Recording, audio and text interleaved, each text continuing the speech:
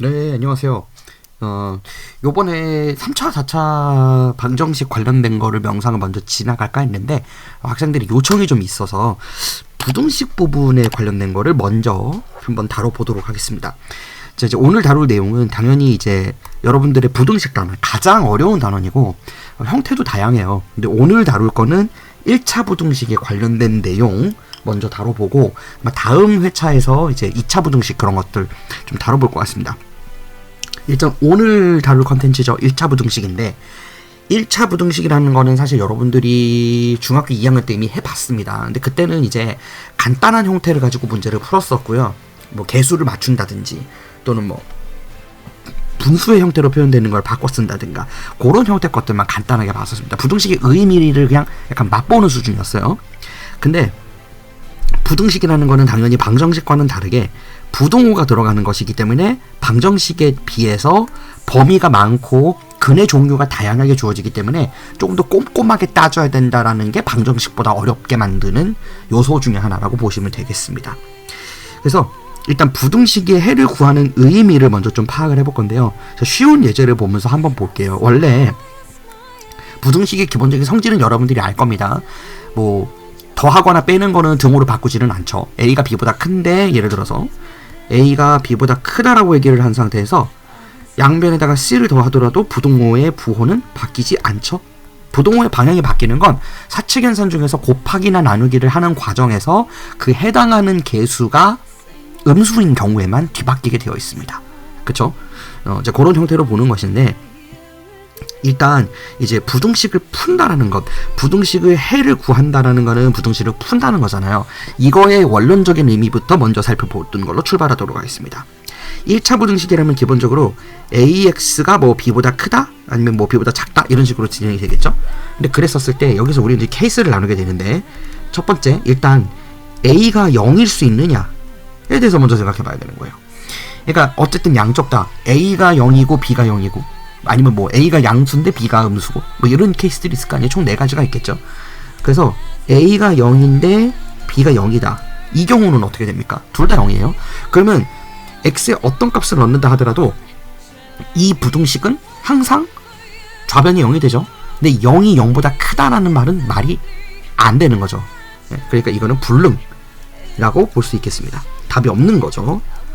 아주 기본적인 것이지만 이거 여러분들이 생각보다 정의 못 내립니다. 그래서 해보는 거예요. 그 다음에 A가 0인데 만약에 그럼 B가 음수라면 어떻게 될까요? 이러면은 부정이죠. B가 음수인 상황에서 X에 어떤 값을 넣더라도 0은 항상 음수보다 크니까 이거는 부정이라고 볼 수 있겠습니다. 값이 정해질 수가 없는 거죠. 그 다음 셋째, A가 만약에 0이 아닌데 A가 양수라고 가정을 해볼게요. 그런 상태에서 B가 음수다. 그럼 이거 어떻게 되겠습니까? A가 양수이니까 양변에 있는 X의 개수 A를 약분함으로 인해서 X를 A분의 B보다 작다라고 근을 구할 수 있는 거죠. 자, 네 번째, 만약에 A가 음수인데 B도 음수다. 이렇게 되게 되면 이거에 대해서는 뭐 사실은 이 A 값의 양수, 음수의 과정에 따라서 뭐 B가 양수냐 음수냐라는 거는 크게 여기선 관련은 없습니다. 그러니까 뭐 문제를 푸는데 어떤 그 식의 변동은 없다는 것이죠. A가 음수인 경우에는 이제 X가 A분의 B보다 크죠. 위에 거는. 이때는 밑에 거는 A가 음수니까 부등호의 방향이 뒤집어지면서 X가 A분의 B보다 작다라고 말할 수 있게 된다 이겁니다. 아주 기본적인 형태이지만 여러분들이 생각보다 이거 답을 못 하더라고요. 그러니까 해가 없다, 해가 무수하게 많다, 또는 특정 해가 있다. 이 케이스들을 나누는 건 결국 전체적으로 보면 지금 이 앞에 있는 X의 개수가 결정한다는 걸 알 수가 있는 것이죠. 이게 이제 1차 방정식, 1차 부등식을 푸는 기본적인 원리라고 보면 되겠습니다. 그러니까 쉬운 예제, 이건 뭐 별거 없어요. 이 두 개는 그냥 뭐 고급 예제라고 되어 있지만 얘는 그냥 이제 X가 음의 부호일 때는 뒤집어야 된다 지금 그런 의미로 준 거죠. 마이너스 2X가 마이너스 4보다 작거나 같고요. 더하기나 빼기가 이항되는 거는 부등호의 방향이 바뀌지 않습니다. 그죠? 그래서 얘는 그냥 X가 2보다 크거나 같다라고 그렇게 결론이 나오는 거죠. 자, 이제 연립으로 들어가게 되면 우리가 방정식 단원에서도 했었지만 연립이라는 거는 식이 2개, 뭐 차수가 2개, 뭐 이런 식으로 갔었잖아요. 여기서는 일단 1차이기 때문에 차수가 2개는 아닙니다. 그렇지는 않는데 그냥 쉬운 것들 같은 경우에는 양쪽 다 합리적인 부등식의 범위를 찾으면 되는 거죠. 그래서 그냥 연립 2차 부등식은 그냥 여러분들 하던 대로 그냥 진행하면 됩니다. 얘는 x가 5보다 작고요. 얘는 x가 2보다 큰 거죠. 그러면은 결론적으로는 x가 2보다 크면서 5보다 작다. 이렇게 결론이 나온 겁니다. 별거 없어요. 그죠? 그리고 고급 예제라고 하더라도 이렇게 3개로 주어지면 그냥 3개에 맞는 x의 근을 다 찾아주면 되는 겁니다. 그냥 간단하게 보면 마이너스 x니까 얘는 플러스 x로 바꾸는 과정에서 작아지겠죠. x가 2보다 작고, 그 다음 얘도 x가 3보다 작은 거죠. 넘기고 약분하면 그렇게 되죠. 요건 어떻게 되나요? 3x가 6보다 x가 2보다 작거나 같다네요. 그럼 이 모든 것을 다 만족하는 가장 민감한 애가 누굽니까? 그죠? x가 2보다 작다죠. 그럼 x가 2보다 작다가 답이 되는 거예요. 여기까지는 쉽습니다. 여기까지는 뭐 사실 별게 없어요.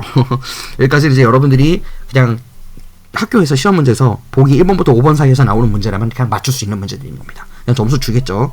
뭐 갑방고 같은 경우에는 조금 다르게 해석해서 낼 수는 있는데 그래도 복잡하게 주진 않을 겁니다. 아마 갑방고는 3번 같은 형태의 문제를 앞부분에 배치할 수는 있을 거예요. 이제 바라볼 건데, 자, ABC 형태의 1차 부등식이라 그러면 어떻게 풀어야 됩니까? ABC 형태 같은 경우는 이제 이거를 두 개의 연립부등식으로 분해해서 생각을 해야 되는 거죠. A가 B보다 작다는 것과 B가 C보다 작다는 것 두 개로 분리해서 생각을 하면 되는 거죠. 별거 없죠. 그래서 이거를 이제 연립방정식으로 새로 작성을 해야 되니까 요 쉬운 예제 지금 케이스를 보게 되면 x 플러스 2가 1보다 크다. 그 다음에는 x 플러스 2가 또 6보다 작다. 이렇게 분리해서 풀면 되는 거죠. 근데 사실 이렇게 쉽게 주어지는 케이스는 학교 시험에 나오진 않아요. 얘는 그냥 양변에다가 사실은 마이너스 2를 더해도 상관없는 거죠. 그럼 마이너스 1, x, 4가 되니까요. 보통 이렇게 주지 않고 왼쪽 오른쪽에 똑같은 문자가 들어가게 되면 그건 진짜 분리해서 제대로 풀어야 돼요. 그죠? 왜냐면 이 가운데가 연결되어 있는 매개체니까요.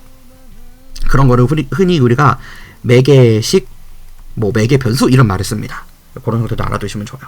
그리고 이제 갑반고 같은 경우는 특히 요 4번 예제가 굉장히 독특한 형태인 거죠.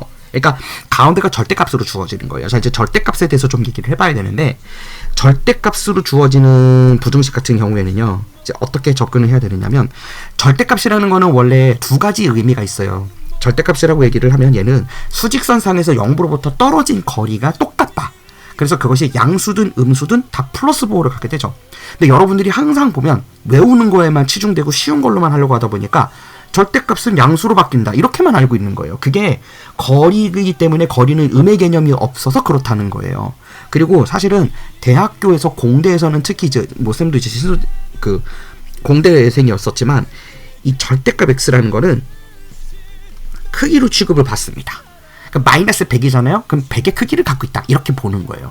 그러니까 그 크기라는 게 물론 0으로부터 수직선상에서의 거리라는 수학적 대수적 의미도 있겠지만 우리가 일상생활에서 사용할 때는 어떤 단위를 가진 어떤 수치라고 얘기했었을 때 크기로 볼 수 있거든요. 뭐 엔벨롭을 취한다 뭐 이런 말도 있어요. 그거에 대해선. 하여튼 뭐 근데 이 절대값이 A, B, C 꼴로 주어지면 어떻게 할 거냐 이겁니다. 그러니까 그냥 절대값 x가 가장 쉬운 예로 1보다 작다 그러면 이거를 얘는 어차피 0으로부터 1만큼 떨어진 거리 사이에 있는 그 안에 들어가는 모든 숫자는 다 되는 거죠. 그러니까 가장 간단한 예로 들어보면 얘를 수직선상에 그었었을 때 0부터 해갖고 마이너스 1부터 1까지의 거리에서 동일하게 떨어져 있는 모든 애들은 다 들어간다고요. 근데 이거를 그림으로는 이렇게 되지만 해석기하적으로는 이렇게 표현하지만 대수적으로 갈 때는 어떻게 됩니까? 마이너스 1보다 x가 크면서 1보다 작다 그래가지고 이 절대값 x가 a보다 작다 그러면 마이너스 a보다 크고 a보다 작다 이렇게 표현하라고 여러분들한테 아마 가이드를 많이 해줄 겁니다. 예, 그게 형태인 거예요. 근데 절대값이 하나로 주어질 때는 괜찮은데 이제 조심해야 될 것이 a, b 꼴이라면 어떻게 돼야 되냐 이겁니다. 자, 여기 지금 이제 예제가 들어와 있는데 절대값으로 들어와 있죠. 그러면 잠깐 시선을 쉬운 형태로 바꿔서 생각해 볼 점을 봐야 돼요. 그러니까 얘는 절대값 x 빼기 1이 2보다 크다는 식도 하나 있는 거고요. 절대값 x 빼기 1이 4보다 작다는 식도 있는 거죠. 그러니까 연립으로 얘를 풀어서 생각을 해보면 지금 이런 꼴입니다. 이렇게 하나, 이렇게 하나, 이렇게 두 개 있는 거죠. 자, 아래쪽 케이스는 우리가 늘상 본 거니까 이 아래쪽 케이스는 해석하는데 크게 지장이 없습니다. 그냥 x 빼기 1에 대해서 마이너스 4보다 크면서 4보다 작다 이렇게 하면 되는 거죠. 그죠? 근데 위에 게 문제예요. 절대값이 크다는 게 무슨 의미냐 이거죠. 근데 절대값이 크다라고 얘기를 하잖아. 작다와 크다는 서로 반대의 개념인 거죠. 등호의 방향이 바뀌면 부등식에선 등호의 방향이 바뀌면 그 반대로 해석하는 거죠. 가는 거면은 오는 걸로 해석하면 되는 거고, 늘어나는 거면 줄어드는 걸로 해석하면 되는 거 아니에요? 똑같은 방법이 적용됩니다. 그래서 우리가 부등식을 풀 때 두 가지 팁이 있는데, 뭐 어둠의 스킬까지는 아니고요. 부등식은 기존에 알고 있는 틀에서 바꿔가지고 해석을 했으면 원래 원본으로 갈 때는 도로 뒤집으면 돼요. 그러니까 반대로 돌리면 된다는 거죠. 또는 음수의 영역에서의 부등호의 비교가 어렵다면 그걸 양수의 영역으로 뒤집어서 해석을 한 다음에 원래대로 뒤집어 놔도 논리적으로 틀림이 없습니다. 그러니까 거꾸로 시선을 돌려가지고 반대쪽에서 작업하다가 원래 자리로 되돌아와서 사물을 보면 그대로인 거랑 똑같은 거예요. 왜냐하면 0은 거울이니까. 이제 그런 형태거든요. 그래서 얘는 절대값 x가 2보다 크다고 보는 게 아니고요. 얘를 차라리 절대값 x가 그러면 얘가 i의 얘를 좀 확대를 할게요. 절대값 x가 2보다 크다고 보지 말고 절대값 x 빼기 1이 2보다 작은 상황으로 잠깐 놓겠다 이겁니다. 그렇게 되게 되면 원래 얘는 마이너스 2 x 마이너스 1 해갖고 이렇게 만들어져야 되는 거죠. 그런데 이걸 그 다음에 뒤집으라고요. 그냥 뒤집는 걸 어떻게 하는 거죠? 그러니까 뒤집는다는 건 이 두 개의 부등호가 다 반대로 뒤집어져야 되는 거지. 그래서 하나는 x 빼기 1이 마이너스 2보다 작아야 되는 거고요. 다른 하나는 x 빼기 1이 2보다 크다 라고 해석해버리면 이거에 뒤집어지는 꼴인 거죠. 수직선으로 볼까요? 지금 얘는 수직선으로 봤었을 때 웬 프리미엄? 잘 쓰고 있구만. 자, 얘는 이 직선으로 봤었을 때 결국에 원래 마이너스 2부터 2까지 안쪽의 범위면 여기 안에 들어와야 되는 거죠. 근데 그거의 바깥의 범위라고 하면 당연히 이 바깥쪽이죠. 그래서 마이너스 2보다 작고 2보다 크다라고 되는 겁니다. 그러니까 2차 함수 왜 여러분들이 2차 함수 x가 0보다 큰 거 그런 조건 얘기할 때 기억납니까? 아래로 볼록인 함수인데 아래로 볼록인 2차 함수 상황에서 그 2차 함수가 이제 0보다 작은 상황에선 안쪽, 0보다 큰 상황에선 바깥쪽, 뭐 그런 거 했던 거 기억나죠? 그거하고 똑같은 상황인 거예요. 그래서 얘는 결국에 이제 그 상황을 뒤집어서 본다고 했으니까 x 빼기 1이 마이너스 1보다 작다, x 빼기 1이 2보다 크다 이렇게 뒤집어서 최종적으로 답을 하면 된다 이겁니다. 그래서 지금 이 상황에서는 x 빼기 1이 마이너스 2보다 작은 거니까 x가 마이너스 1보다 작고 다른 하나는 x가 얼마나 큰 거예요? 3보다 큰 거예요. 그쵸? 아래쪽에서는 마이너스 이거를 양변의 전체에다가 1을 다 더해서 마이너스 3보다 크면서 5보다 작다고 나온 거예요. 자, 그러면 종합을 해보면 얘는 마이너스 1보다 작은 것도 요 안에 들어가야 되고 3보다 큰 것도 요 안에 들어가서 지금 경계를 갈라버리고 있죠. 그래서 얘는 x가 마이너스 3보다 크면서 마이너스 1보다 작은 거 하나와 x가 3보다 크면서 5보다 작은 거 이렇게 두 가지 경계 영역이 답으로 나오게 된다 이겁니다. 그래서 우리가 부등식 같은 경우에는 정수의 개수나 그런 거 셀 때 되게 조심해서 답해야 돼요. 정말 한 끗 차이로 틀려가지고 억울하게 틀리는 경우가 많습니다. 여러분들 실수 많이 하는 곳이에요. 조심하셔야 됩니다. 그래서 지금 일단 절대값에 대해서는 어떻게 처리하라고요? 큰 쪽으로 주어지게 되면 원래 작았던 걸로 해석해서 부등식을 쓴 다음에 완전 뒤집어도 되고요. 뭐 그게 어렵다 하면 그렇게 생각하는 게 어렵다 그러면 어떻게 하면 되겠어요? 그냥 절대값 x 자체를 뿔마로 풀어도 돼요. 이거를 이제 어떻게 생각해도 되느냐면 2보다 큰데 x 빼기 1이다.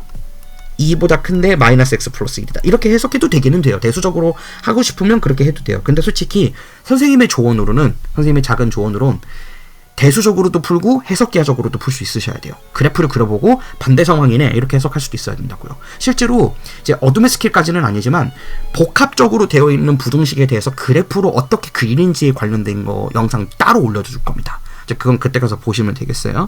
아마 다음 주가 되지 않을까. 네, 이렇게 보면 되겠습니다. 자, 그래서 이제 4번이 조금 어려운 형태인 건데요. 꼭 잘 더 풀어보시기 바랄게요.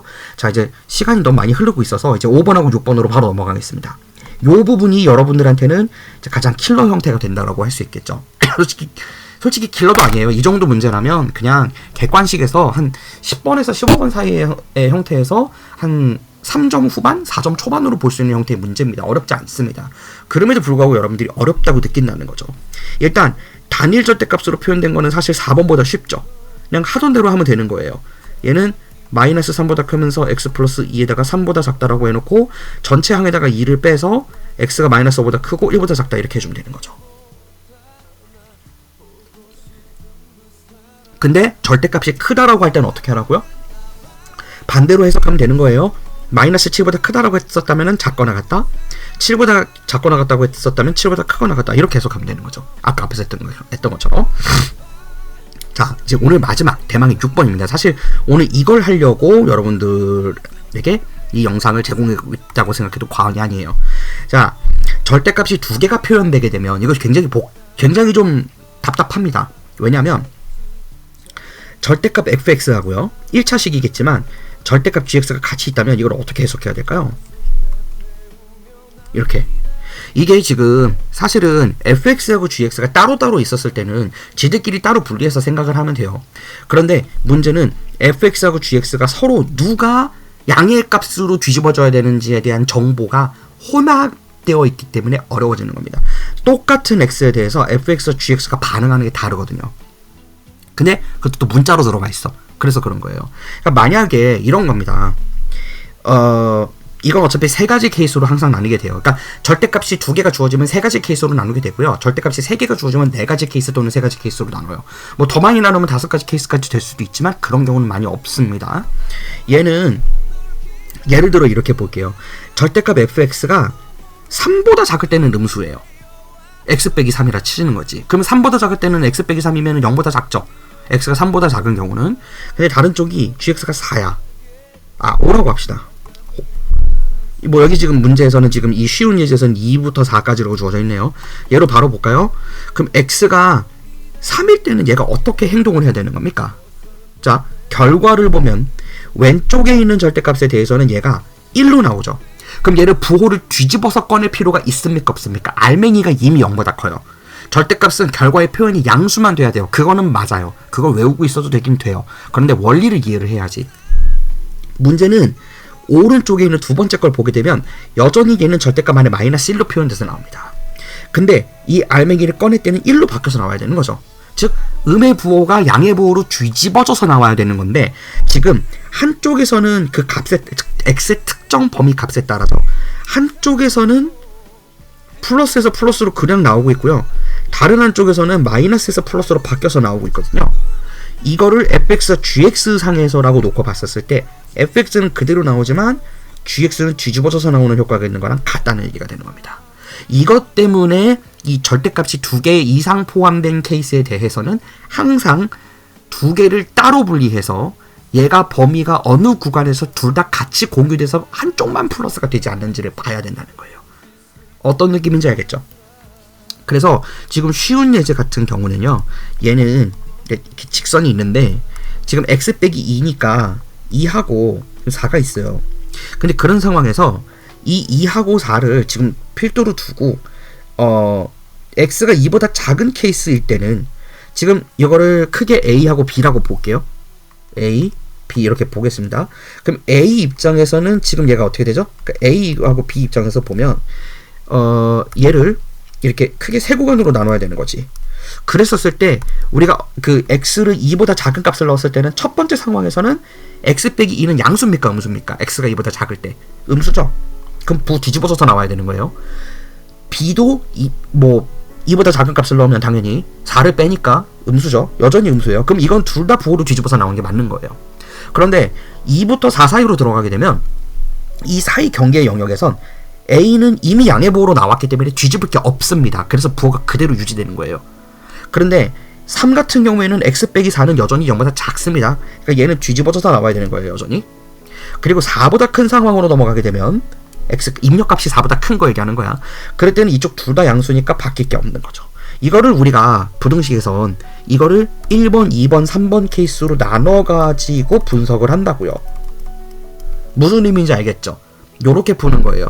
그래서 부등식을 항상 그렇게 되기 때문에 첫 번째 케이스에서는 x가 2보다 작다 라고 해가지고 전부 다 뒤집어서 해석을 해야 되는 거죠. 이렇게 될 것이고, 그래서 마이너스 2x가 지금 얼마가 됩니까? 6 마이너스 3 되겠네요. 그래서 x가 2분의 3보다 크다라고 나온 거예요. 자, 그런데 문제점이 있습니다. 전제 조건에서 x가 부등식에서는 이렇게 절대값이 들어가게 되면 전제 조건을 잘 봐야 돼요. 선언을 할 때 x가 2보다 작아야만 한다고 했는데 x가 2분의 3보다 크다는 조건도 들어갔으니까 이 전제 조건과 얘가 부딪히면 안 되는 거죠. 그 합리적인 선상에서 얘는 x가 이렇게 답이 나오게 된다는 겁니다. 요거 마지막에 조심해야 돼요. 답 찾을 때. 왜냐면 선언을 했으면 그 선언문에서 지킨 논리 조건은 반드시 끝까지 가지고 가야 돼요. 걔가 우선순위가 더 높거든. 그거 조심하셔야 돼요. 자, 그 다음에 두 번째 케이스로 넘어가서 x가 2보다 크거나 같지만 4보다는 작대요. 자, 요 상황이라면 a는 그대로 두고요. a는 그대로 플러스 보호로 그대로 두고 b만 지금 여전히 음의 보호를 가지기 때문에 뒤집어서 나오겠죠? 근데 이렇게 하게 되면 x가 사라지면서 이게 2가 3보다 작다라고 되어 있기 때문에 어라? 그럼 얘는 항상 맞는 거죠. 항등식 같은 느낌인 거죠. 근데 선언한 범위가 2부터 4까지밖에 안 돼요. 그럼 얘가 그냥 답인 거예요. 여기선. 이해되죠? 자, 그 다음에 세 번째.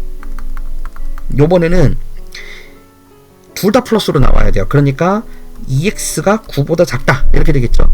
그래서 x가 2분의 9보다 작은 거예요. 근데 x가 4보다 크다 그랬습니다. 4보다 크거나 같아요. 그래서 4보다 크거나 같으면서 x가 2분의 9보다 작겠군 이라고 되는 겁니다. 이 세 가지를 다 조합해서 답을 해야 된다는 거예요. 우월. 그러니까 이게 그 문제에서 주어질 때 여러분들한테 이게 왜 복잡하게 주어지는지 알겠죠? 그러니까 이거를 여기에 맞는 개수를 다 세서 답을 해줘야 된다 이거예요. 그래서 요 6번 케이스가 가장 복잡한 케이스고요. 지금 보면 두 번째도 결국 x 빼기 1, x 플러스 1이랑 x 빼기 3으로 되어 있는데 저거는 어떻게 될까요? 그냥 간단하게 저거 이제 소개만 하고 영상이 너무 길어지니까 마무리하도록 할게요. 얘는 x 빼기 1을 0으로 만들 수 있는 거는 x에 마이너스 1이 투여돼야 되는 거죠. 그래서 마이너스 1, 그 다음에 3으로 둬야 되는 거예요. 그러니까 각각을 0으로 만드는 애들을 기준으로 둔 상태에서 얘는 지금 이 둘을 기준으로요. 결국에 A하고 B 상태를 보게 되면 A하고 B, X 플러스 1을 A로 두고 X 빼기 3을 B로 두겠다 이거지. 이렇게 두게 되면 지금 마이너스 1보다 작은 상황에서는 둘 다 음수를 가져가게 되는 거죠. 마이너스 1보다 작은 상황일 때는 둘 다 마이너스 보니까 둘 다 뒤집어야 되는 거고요. 마이너스 1보다 3까지에서는 얘는 마이너스 1보다 크면 A는 플러스 보로 나오지만 B는 뒤집어서 나와야 되는 거고 3보다 커지게 되면은 둘 다 플러스 보로 가져서 나오니까 이 세 가지 로직을 다 해석해서 공유되는 교집합 부분들만 답으로 취하면 된다 이겁니다. 다만 전제 조건 각각의 구간에서 x가 마이너스 1보다 작다, 마이너스 1보다 크면서 3보다 작다, x가 3보다 크다라는 범위를 설정했다는 거 조심하셔야 하고 때로는 이게 x가 i에 속어내버림으로 인해서 항상 답이 되거나 항상 답이 못 될 수도 있어요. 그러니까 예를 들면 마이너스 1부터 3까지 영역이라고 하게 됐을 때 거의 다 풀고 있네 지금. 자, x 플러스 1은 부호로 그대로 두는데 얘가 마이너스 x 플러스 3으로 이렇게 뒤집어서 나와졌어요. 근데 4가 5보다 작거나 같다는 항상 맞는 거죠. 이 범위에서 다 맞아요. 그런데 만약에 여기가 3이 아니라 뭐 5였다. 그래갖고 마이너스 1부터 x가 5까지로 이렇게 했어요. 했는데 이거 뒤집어서 나왔더니 6이 5보다 작거나 같다는 게 말이 되나요?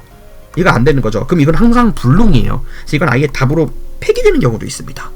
그렇게 절대값이 주어지게 되면 부등식을 조건을 잘 세워서 잘게 쪼개가지고 하는 연습을 많이 해야 여러분들이 실력이 된다라고 보시면 되겠습니다. 되도록이면 영상을 좀 짧게 가져가려고 하는데 이게 한 번에 패키지로 하다 보니까 좀 길어지는 경향이 있어요. 되도록이면 다음 영상부터는 좀 잘게 좀 더 쪼개가면서 여러분들의 편의를 좀 더 보장하는 방향으로 해보도록 하겠습니다. 네, 수고하셨고요. 다음번에는 2차 부등식 관련된 거 하면서 아마 사이 영상에 방정식 관련된 근 관련된 거 5화에서 한번 다뤄볼 것 같아요. 네, 수고하셨습니다.